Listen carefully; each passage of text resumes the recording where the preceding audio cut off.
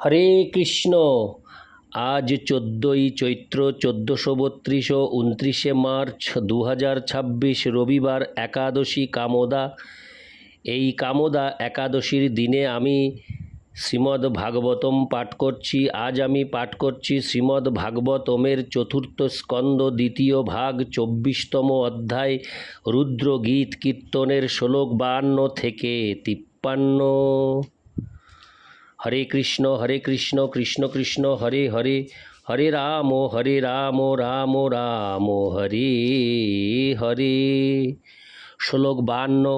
পদাশরৎপদ্ম পলাশরচিষা নখোদ্দুভীর্ণ হন্ত রঘং বিধুন্নতা প্রদর্শয় স্বীয়মপাস্ত সাধ্যসং পদং গুরো মার্গ গুরুস্তমোজুষম। অনুবাদ: হে ভগবান, আপনার শ্রীপাদ পদ্ম যুগল শরৎকালের প্রস্ফুটিত পদ্মদলের মতো এবং আপনার সেই পাদপদ্মের নখরাজির দীপ্তি বদ্ধ জীবদের হৃদয়ের অজ্ঞান অন্ধকার দূর করে। হে ভগবান, আপনি আমাকে কৃপাপূর্বক আপনার সেই রূপ প্রদর্শন করুন যা ভক্তদের হৃদয়ের সমস্ত অন্ধকার দূর করে। হে ভগবান, আপনি সকলের পরম গুরু, অতএব অজ্ঞানের অন্ধকারে আচ্ছন্ন সমস্ত বদ্ধ জীব আপনার কাছ থেকে জ্ঞানের আলোক প্রাপ্ত হতে পারে। তাৎপর্য: শিব এইভাবে প্রামাণিক রূপে ভগবানের দেহের অঙ্গ প্রত্যঙ্গের বর্ণনা করেছেন। এখন তিনি ভগবানের চরণ কমল দর্শন করতে চাইছেন। যখন কোনো ভক্ত ভগবানের দিব্যরূপ দর্শন করতে চান, তখন তিনি ভগবানের দেহের ধ্যান শুরু করেন এবং শ্রীপাদপদ্ম থেকে শ্রীমদ্ ভাগবতকে দিব্যবাণী রূপে ভগবানের প্রকাশ বলে বিবেচনা করা হয় এবং তার 12টি স্কন্দ ভগবানের চিন্ময় রূপের 12টি অঙ্গ। শ্রীমদ্ ভাগবতের প্রথম ও দ্বিতীয় স্কন্দকে ভগবানের শ্রীপাদপদ্ম বলে বর্ণনা করা হয়। তাই শিব নির্দেশ দিয়েছেন যে সর্বপ্রথমে ভগবানের শ্রীপাদপদ্ম দর্শন করার চেষ্টা করা উচিত। কিন্তু কেউ যদি ঐকান্তিকভাবে শ্রীমদ্ ভাগবত পাঠ করতে চান, তাহলে তাকে প্রথম ও দ্বিতীয় স্কন্দ থেকে পাঠ শুরু করতে হবে। ভগবানের চরণকমলের সৌন্দর্যের উপমা শরৎকালের পদ্ম পলাশের সঙ্গে তুলনা করা হয়েছে। প্রকৃতির নিয়মে শরৎকালে নদী ও সরোবরের ঘোলাটে অথবা কর্দমাক্ত জল স্বচ্ছ হয়ে যায়। সেই সময় যে পদ্ম ফোটে তা অত্যন্ত উজ্জ্বল ও সুন্দর বলে প্রতিভাত হয়। পদ্ম ফুলের তুলনা ভগবানের শ্রীপাদ পদ্মের সঙ্গে করা হয় এবং সেই পদ্ম দলের তুলনা করা হয় ভগবানের পায়ের নখের সঙ্গে। ভগবানের শ্রীপাদ পদ্মের নখ অত্যন্ত উজ্জ্বল এবং ব্রহ্মসংগীতায় প্রতিপন্ন হয়েছে। আনন্দ চিন্ময় সদুজ্জ্বল বিগ্রহস্য। ভগবানের দিব্যরূপের প্রতিটি অঙ্গ আনন্দ চিন্ময় সদুজ্জ্বল। এইভাবে তার দেহের প্রতিটি অঙ্গ নিরন্তর অতি উজ্জ্বল। সূর্যকিরণ যেমন এই জড় জগতের অন্ধকার দূর করে, ভগবানের অঙ্গ জ্যোতি হরে কৃষ্ণ ভগবানের অঙ্গ জ্যোতি তেমনি বদ্ধ জীবের হৃদয়ের অন্ধকার দূর করেন। অর্থাৎ যারা ঐকান্তিকভাবে দিব্যজ্ঞান লাভ করতে চান এবং ভগবানের চিন্ময় রূপ দর্শন করতে চান, তাদের সর্বপ্রথমে শ্রীমদ্ ভাগবতের প্রথম ও দ্বিতীয় স্কন্দ অধ্যয়ন করার মাধ্যমে ভগবানের শ্রীপাদপদ্ম দর্শন করার চেষ্টা করতে হবে। কেউ যখন ভগবানের সেই পাদপদ্ম দর্শন করেন, তখন তার হৃদয়ের সমস্ত সন্দেহ ও ভয় দূর হয়ে যায়। ভগবদ্ গীতায় বলা হয়েছে, আধ্যাত্মিক উন্নতি লাভ করতে হলে নির্ভয় হতে হয়। অভয়ং সত্য সংশুদ্ধি। ভগবদ্ গীতা 16:1। জড় বিষয়ে লিপ্ত হওয়ার ফলেই ভয়ের উদয় হয়। শ্রীমদ্ ভাগবতে 11:2-37 বলা হয়েছে, ভয়ং দ্বিতীয়াভিনিবেশতঃ। দেহাত্মবুদ্ধির ফলে ভয়ের উদয় হয়। মানুষ যতক্ষণ দেহাত্মবুদ্ধিতে মগ্ন থাকে ততক্ষণ তার ভয় থাকে, কিন্তু সেই জড় ধারণা থেকে মুক্ত হওয়া মাত্রই তিনি ব্রহ্মভূত স্তর প্রাপ্ত হয়ে অথবা আত্ম উপলব্ধি লাভ করেন, তৎক্ষণাৎ নির্ভয় হন।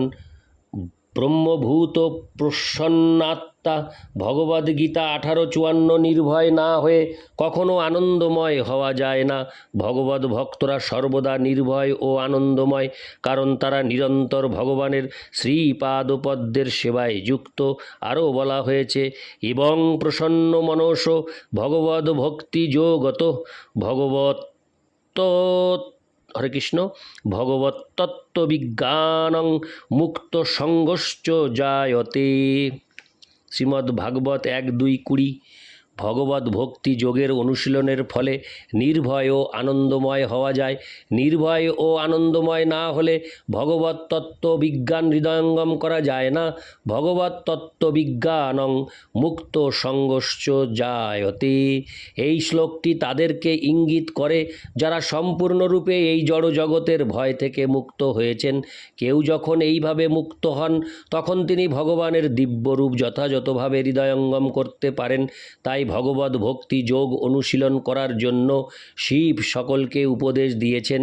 পরবর্তী শ্লোকগুলিতে স্পষ্টভাবে বোঝা যাবে যে তা করার ফলে যথাযথভাবে মুক্ত হয়ে চিন্ময় আনন্দ আস্বাদন করা যায়।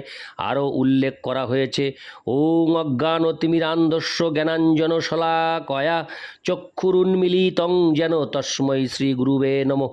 ভগবান হচ্ছেন পরম গুরুদেব এবং ভগবানের প্রামাণিক প্রতিনিধিও হচ্ছেন শ্রী গুরুদেব। ভগবান তার চরণ কমলের নখের জ্যোতির দ্বারা তার ভক্তের অন্তর থেকে জ্ঞানের আলোক প্রকাশ করেন এবং ভগবানের প্রতিনিধি শ্রী গুরুদেব ভক্তকে বাইরে থেকে জ্ঞানের আলোক প্রদান করেন।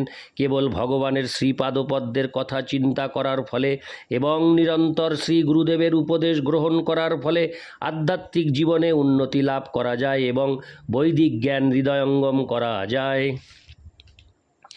যস্য দেবে পরা ভক্তির যথা দেবে তথা গুরৌ তস্যৈতে কথিতা হর্থা প্রকাশন্তে মহাত্মন।